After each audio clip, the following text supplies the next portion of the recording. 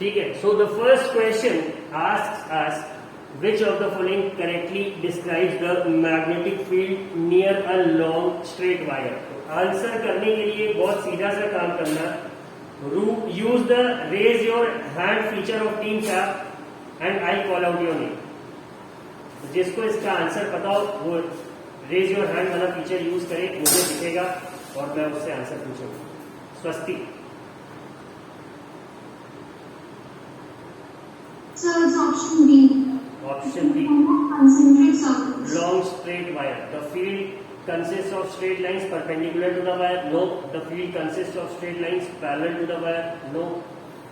The field consists of radial lines originating from the wire. No. The field consists of concentric circles centered on the wire. Exactly. This is the answer. Option D. इसे सब लोग mark कर लेंगे. The second question, the phenomena of electromagnetic induction is. इसका answer Shreya Patel. So it would be B, the process of generating magnetic field into a current passing through a coil. No, Shreya. I don't think it's the answer. तुमने थोड़ा सा casually read कर लिया. It's just a slip of your eyes. Shreyas Singh. इसका answer ABCD ना बताओ, पढ़ के बताओ क्या लिखा.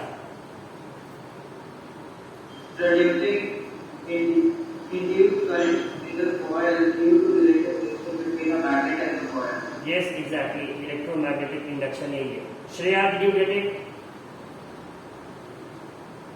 Yes. करंट हैज मैग्नेटिज्म, ये पहले था. बट सर माइकल फैराडे ने क्या डिस्कवर करा कि मैग्नेटिक फील्ड चेंज होने से किसी कंडक्टर में हम करंट इंड्यूस कर सकते हैं. यही तो था electromagnetic induction. Hence the answer for this question is C. ठीक है. The third one, device used for producing electric current is called a generator.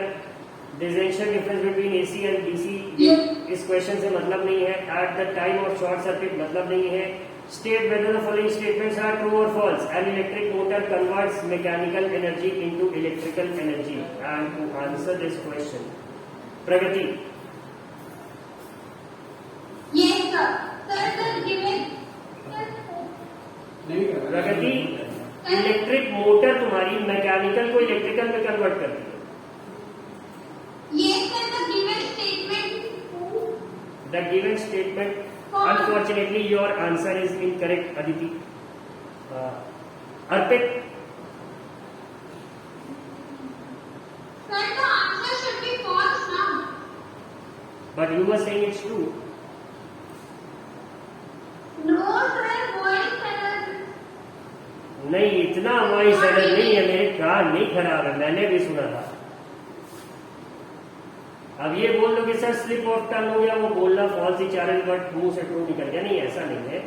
Electric motor है तो सबसे पहली बात काम तो इलेक्ट्रिसिटी से कर रही है, तो इलेक्ट्रिक एनर्जी को वो किसी और एनर्जी में चेंज करेगा ना. मैकेनिकल एनर्जी तो हम किसी को तब देंगे जैसा कि जनरेटर में हमने देखा था कि एक शाफ्ट हम घुमा रहे थे अपने फिजिकल ताकत से, तब उसमें करंट प्रोड्यूस हो रहा था. बट इलेक्ट्रिक मोटर का मतलब क्या है, उसका खाना उसे बिजली दे रही है. तो बिजली से जब वो घूमेगा तो हमें मैकेनिकल एनर्जी मिलेगी, जैसा कि हम किसी पंप में या सीलिंग फैन में देखते हैं. तो ये हो गया. Now the next question. An electric generator works on the principle of magnetic electro. The field at the centre of a long circular coil carrying current will be. Long circular coil carrying current will be parallel straight line. Who is going to answer this question? Raise your hand. Avinash. एक बार जिसने answer कर लिया है वो ससम्मान अपना हाथ नीचे कर ले और दोबारा आंसर करने की अपॉर्चुनिटी न मांगे. Avinash, give me the answer. False.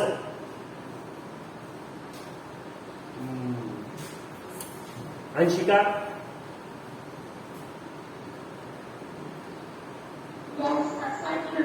True है. तो ठीक है. अब अंशिका और अविनाश ने दो अलग अलग स्टेटमेंट्स बताए. अविनाश, पहले तुम बताओ क्यों फॉल्स है.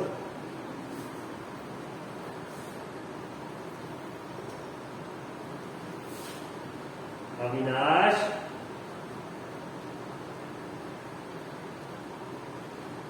अविनाश कुमार, पॉज बोल के बगल हुई है।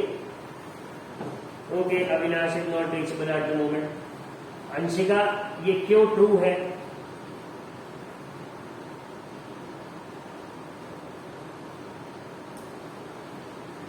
अंशिका, दोनों लोग नहीं है बीच में, ऐसा क्या?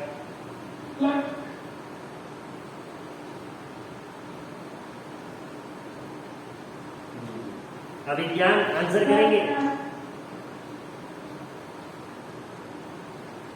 अभिज्ञान,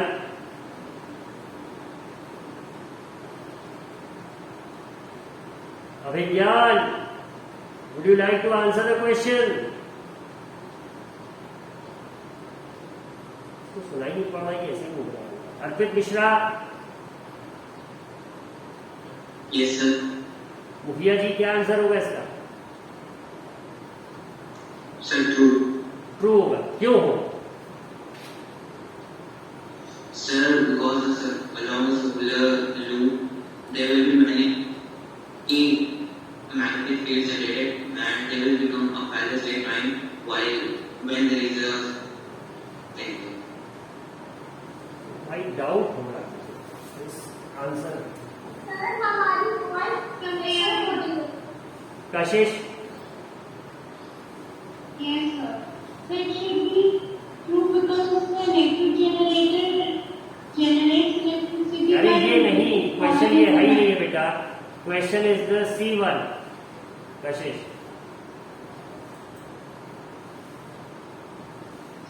Sir, then also the answer would be true only क्यों? सेंटर because में the long circular coil is solenoid. Long circular coil is solenoid. ये कैसा तुमने फिजिक्स में? Sir, see, then एक बार देख लो Kashish, go through the answer. please solve the equine problem. Equine problem, Yes, sir, what is the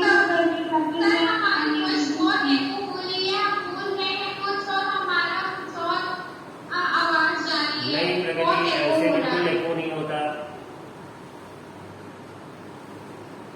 ऐसे बिल्कुल नहीं होता। ट्रू बोलोगे तो ट्रू ही सुनाई पड़ेगा, चाहे कितना भी फॉल्स नहीं ट्रू। ये बाउंड हो रही है, वो नेटवर्क एरर हो सकता है, not a problem on my side.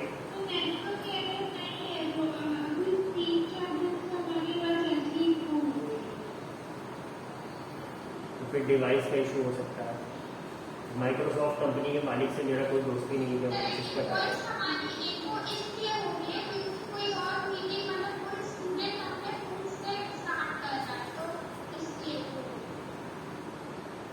Pragati Sherlock Holmes ने मामला सॉल्व किया।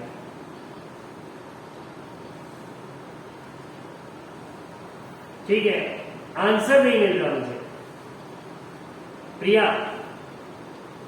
Your hand is raised.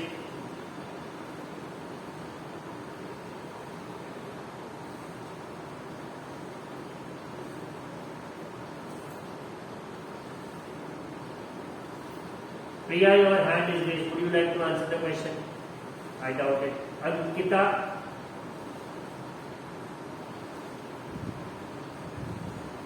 Sir, the answer is true. true. Reason though? Sir, because the long circular coil is long inside the solid long circular coil के अंदर centre में parallel lines होंगी, ये question है। मोहम्मद अफजाल,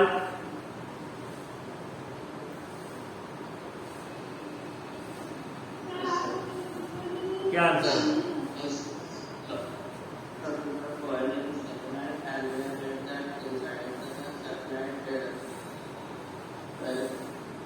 ठीक है, जब इतने लोग इसको बोल रहे हैं तो मैं ये आंसर मानूंगा। Suppose they are saying long circular coil, अगर तो कुछ उसका मतलब ऐसा हुआ। ठीक है, और ये बोल रहे हैं कि इसके सेंटर में, मतलब कि यहाँ कहीं पे magnetic field lines of force जो होगी वो कैसी होगी, तो they are going to be parallel straight lines. मेरे से पैरेलल और स्ट्रेट नहीं बन पाई है, but they are going to be parallel straight lines. तो ये स्टेटमेंट क्या हो गया, दिस स्टेटमेंट इज ट्रू।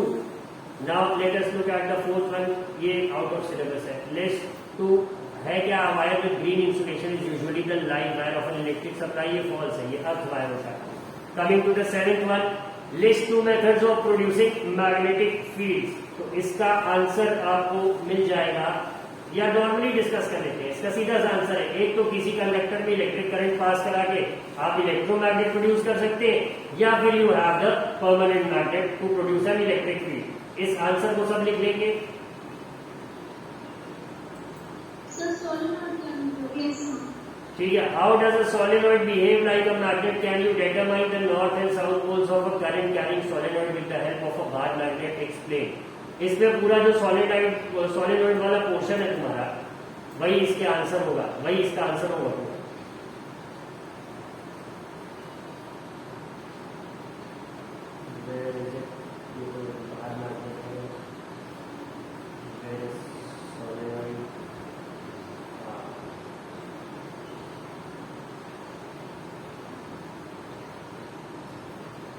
ये जो पूरा पैराग्राफ दिख रहा है आपको, इसी में आपको पूरा आंसर अपना मिल जाएगा। ठीक है, the answer to this question लिख लेंगे सब लोग। कोई ऐसा जिसे नहीं आता हो ये,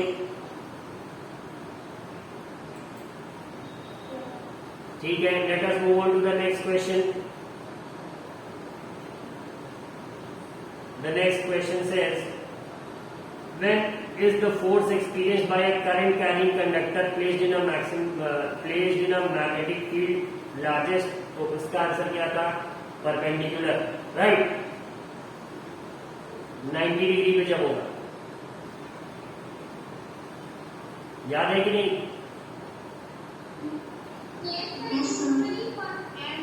ठीक है।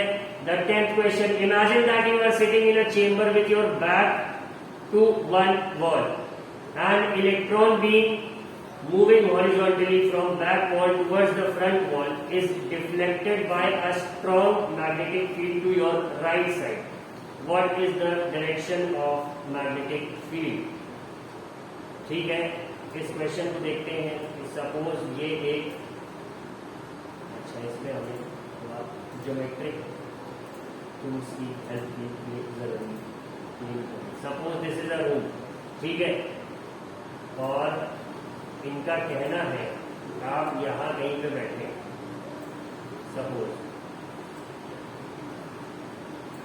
दिस इज हेल, और यहाँ पे लूसीफर बैठा हुआ, ठीक है, और लूसीफर की तरफ कौन बोल रहा है, क्या बोल रहा है? अभी आते हैं उसमें, पहले हम क्वेश्चन को डिसाइफर तो कर ले। Now the question says, imagine that you are sitting in a chamber with your back to one wall, देख लिया हमने, and electron beam moving horizontally from back wall towards the front wall is deflected by a strong magnetic field to your right side. ठीक है, back wall आपका कौन सा होगा, ये पीछे वाला होगा ना। यहां से एक इलेक्ट्रॉन बीम जा रही है और ये आपके राइट पे डिफ्लेक्ट होगी। सपोज करना कि ये फेस इधर का, ठीक है, इसका राइट हैंड किधर होगा, ये वाला राइट हैंड होगा इसका, ठीक है, इसी की तरफ डिफ्लेक्ट हो रही है इलेक्ट्रॉन भी due to a strong magnetic field. अब ये बोल रहे हैं, the question that he is asking is what is the direction of magnetic field. ठीक है, अब इसको कैसे करेंगे कि इलेक्ट्रॉन बीम अगर आपके पीछे से आगे जा रही है तो करंट की डायरेक्शन क्या होगा, opposite the direction of electron beam होगा। ठीक है, अब अगर मिडिल फिंगर आपका करंट के डायरेक्शन में पॉइंट कर रहा है, मतलब जो मिडिल फिंगर यहां पे पॉइंट करेगा वो टू द आपके चेहरे की तरफ पॉइंट कर रहा होगा। ये जो हमने एक कैरेक्टर बना रखा है, जो ये बैठा है, ये देख इधर रहा है, तो मतलब करंट की डायरेक्शन क्या है, इधर है, this second arrow the bigger one. ठीक है, तो अब जो थंब है आपका वो किधर पॉइंट करता है? Right. थंब आपका, इसमें रूल कौन सा लगेगा सबसे पहले, राइट हैंड रूल की left hand rule? Left hand.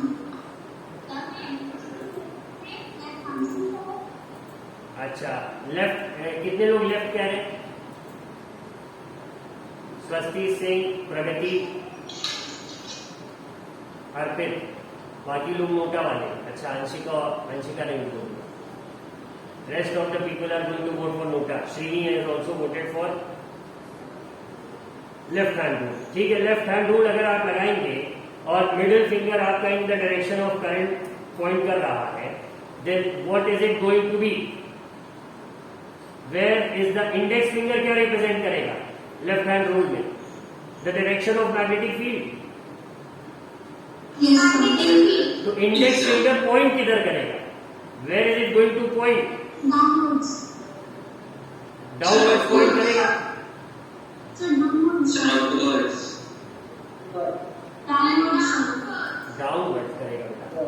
एक बार फिर से देखो, तुम असल में लेफ्ट हैंड को लगा राइट हैंड की तरफ,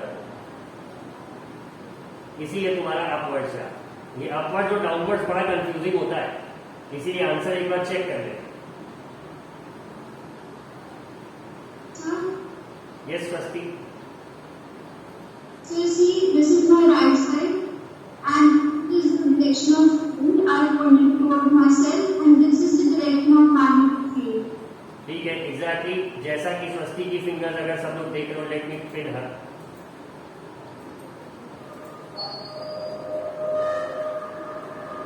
प्रगति म्यूट कर लो, तुम्हारा माइक अनम्यूट हो गया। Yes, sir, हमारा भी downward ही आ रहा है. हाँ, स्वस्ति का हाथ वैसे तो थोड़ा सा लग रहा है जैसे इसको लेप्रेसी सी हो गई है, या निमाटा डिजीज हो जाता है मर्करी कंटामिनेशन से, बट ऐसा नहीं है। जो मिडिल फिंगर है that's pointing towards the under arm, that gives you the direction of current. तो इंडेक्स फिंगर अगर सबको दिख रहा हो वो नीचे पॉइंट कर रहा है, यही डायरेक्शन होगा मैग्नेटिक फील्ड का। I hope you all are getting it. Thank you Swasti. Next question, draw a label diagram of electric motor, explain its principle and working, what is the function of split ring in an electric motor। ये question देखो हम नहीं बता पाएंगे, हमें नहीं आता। Name some devices in which electric motors are used, ये भी मैं नहीं बता पाऊंगा, मुझे नहीं आता। 13th question, a coil of insulated copper wire is connected to a galvanometer, what will happen if a bar magnet is pushed into the coil, withdrawn from inside the coil, held stationary inside the coil। सो इस question का 13th question का जो first part है, अर्पित इसका answer बताओ। अर्पित Mishra, 13th question का जो first part है क्या होगा?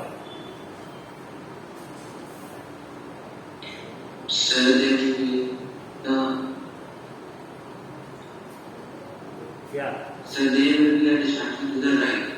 Deflection to the right, right left तो बात की बात है, डिफ्लेक्शन होगा ना सबसे पहले जब आप मैग्नेट को पास लाएंगे, ठीक है।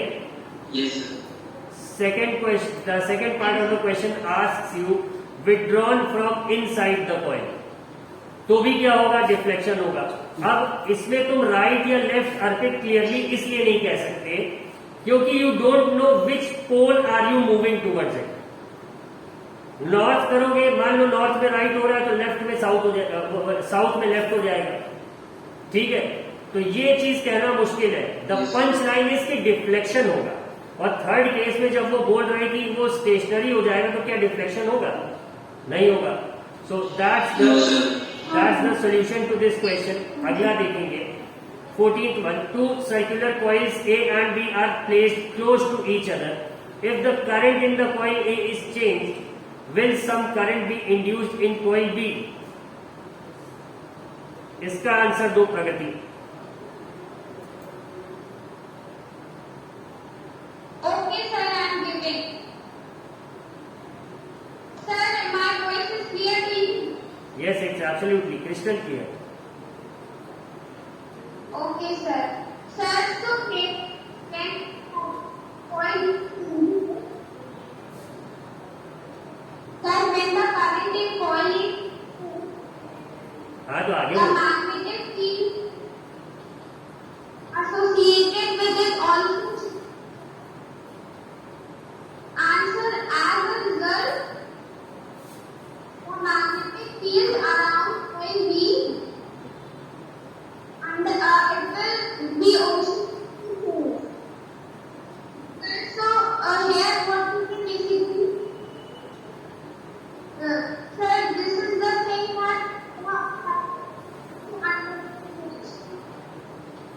होगा कि नहीं होगा? यस और नो? यस सर होगा क्यों होगा, अब इसे बताओ। सर, क्योंकि यहाँ पे होगा।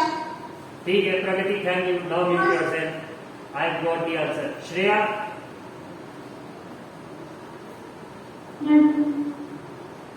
आगे अगर एक कॉइल में डायरेक्शन ऑफ करंट चेंज होगा तो सेकंड वाले में इसका असर पड़ेगा कि नहीं पड़ेगा? श्रेया,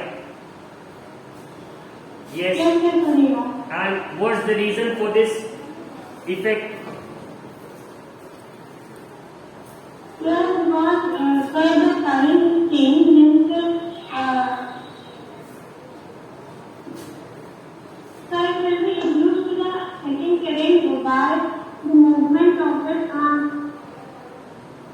ठीक है, चलो श्रेया मान लिया। Priya, would you like to try?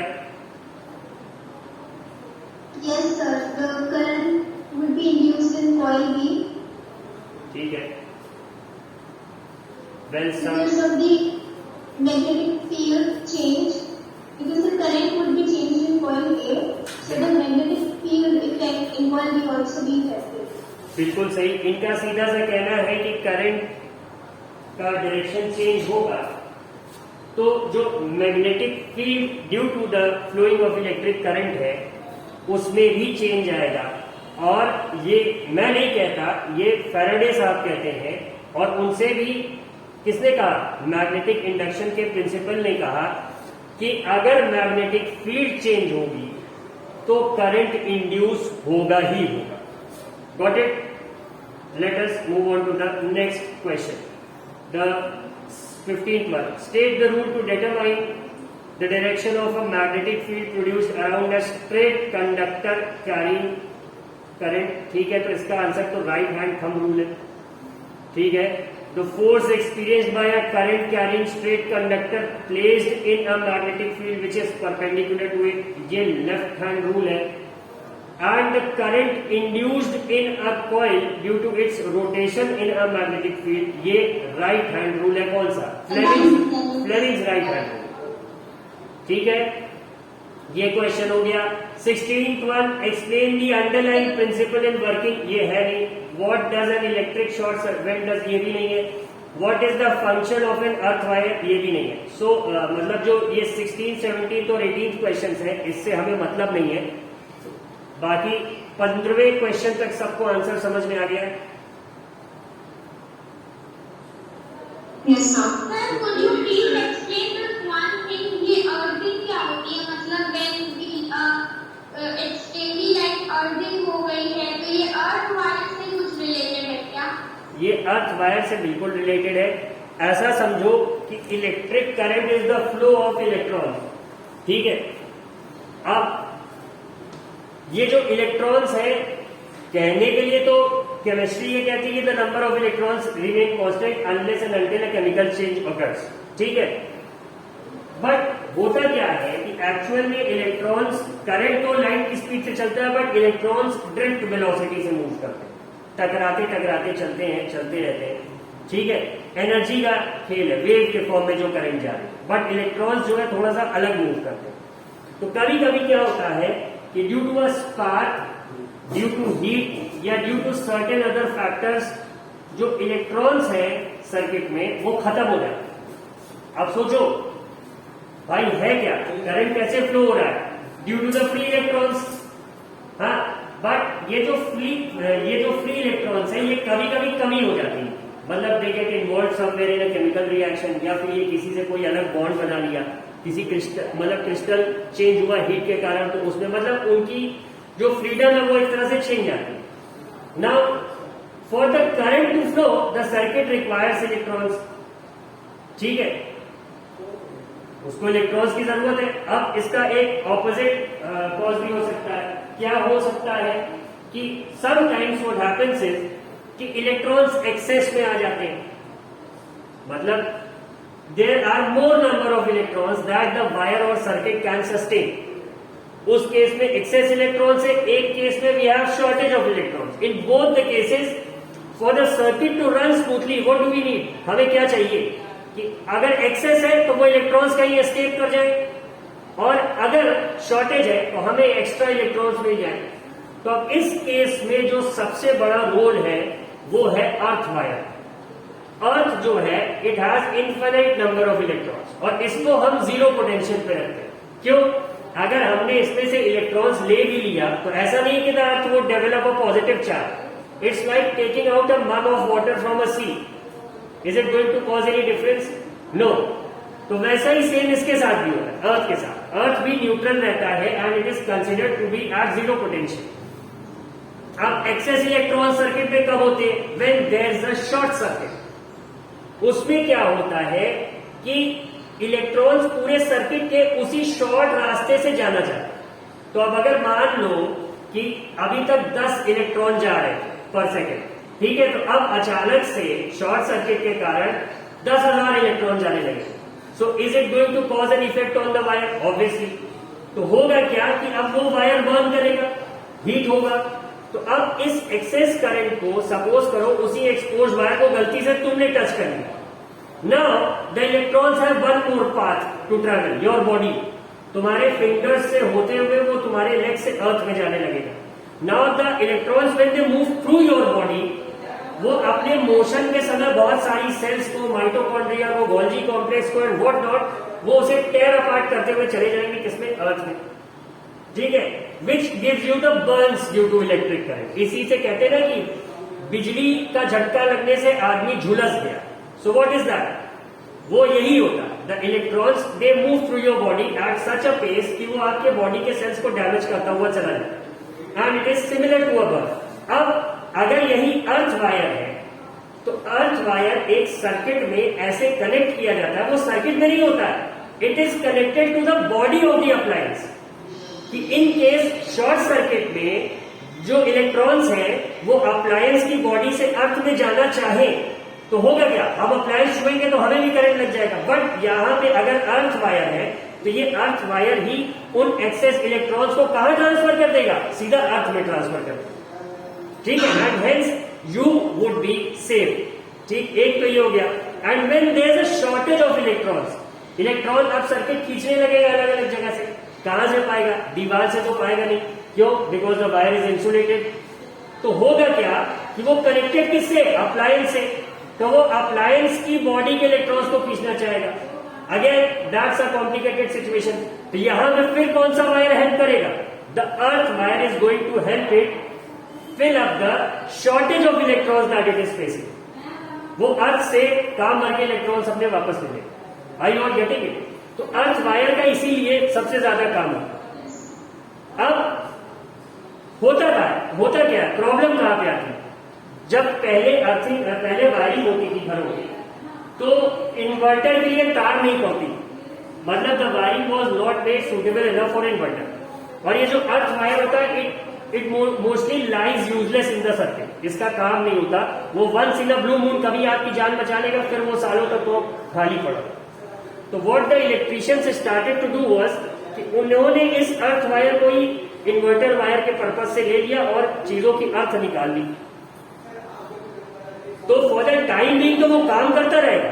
But अगर कभी once in a blue moon आपका दिन खराब था और न्यूज़पेपर में आपकी न्यूज आनी थी, हाँ, कि बालक फ्रिज से झुलसा अर्पित मिश्रा के लिए, तो उस दिन वो अर्थ वायर की जरूरत पड़ेगी और वो अर्थ वायर वहां नहीं रहेगा।